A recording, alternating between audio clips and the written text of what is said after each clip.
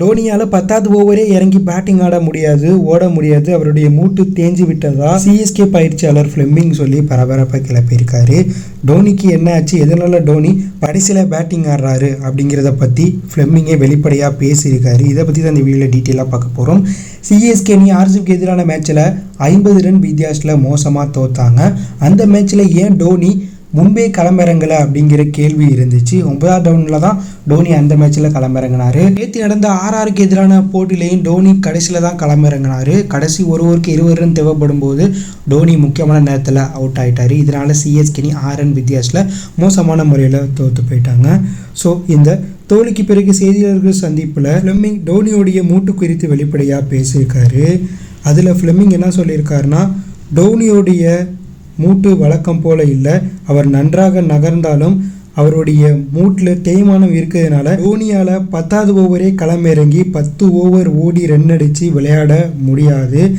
அதற்கு ஏற்றாற் போல் அவருடைய உடல் கட்டமைப்பு இப்போக்கி இல்லை. இதனால தான் போட்டிக்கு தகுந்தாற் போல் முக்கியமான நேரத்தில் மட்டும் டோனி விளையாடுறாரு. இந்த போட்டியில் டோனி முன்பே வர வேண்டிய சூழ்நிலை வந்துச்சு, அது அணிக்கு தேவைப்பட்டது, அதனால் முன்பே வந்தார்.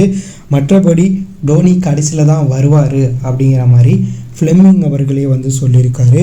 ஸோ டோனி எதனால் ஏர்லியாக பேட்டிங் ஆடலை அப்படிங்கிறதுக்கான விமர்சனத்துக்கான பதிலை ஃப்ளெமிங் சொல்லியிருக்காரு. ஸோ 43 வயதாகும் டோனி மூட்டு தேய்மானத்துக்கு பிறகு ஏன் ஐபிஎல் போன்ற ஒரு தொடரில் விளாட்றாரு, அவர் மென்டராகவே செயல்படலாமே, இதனால் சிஎஸ்கே அணி முக்கியமான போட்டியை லாஸ் பண்ணுறாங்க அப்படிங்கிற மாதிரியும் ஒரு சில ரசிகர்கள் தற்போது இதை கிளப்பி விட்டுட்ருக்காங்க. ஆனால் சிஎஸ்கே ரசிகர்கள் டோனியோடைய மூட்டு தேய்மானம் இருக்கிறதுனால தான் டோனி ஏர்லியாக பேட்டிங் ஆட வரலை அப்படிங்கிற செய்தியை கேட்டு வருத்தத்தில் இருக்காங்க.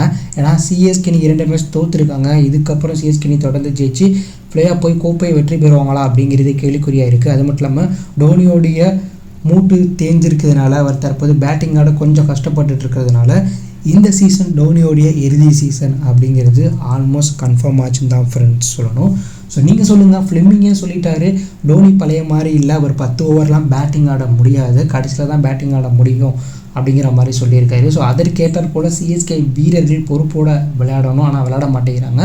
ஸோ இதை பற்றி நீங்களாம் நினைக்கிறீங்க, இதுக்கப்புறம் சிஎஸ்கே வீரர்கள் பொறுப்போடு விளையாண்டு டோனியோடைய கடைசி ஐபிஎல் சீசனில் அவருக்கு கோப்பையை பரிசாக கொடுப்பாங்களா, இல்லை டோனி அவர்கள் கோப்பை இல்லாமையே ரிட்டையர் ஆயிடுவாரா அப்படிங்கிற கருத்தை கமெண்ட்டில் லீவ் பண்ணுங்கள்.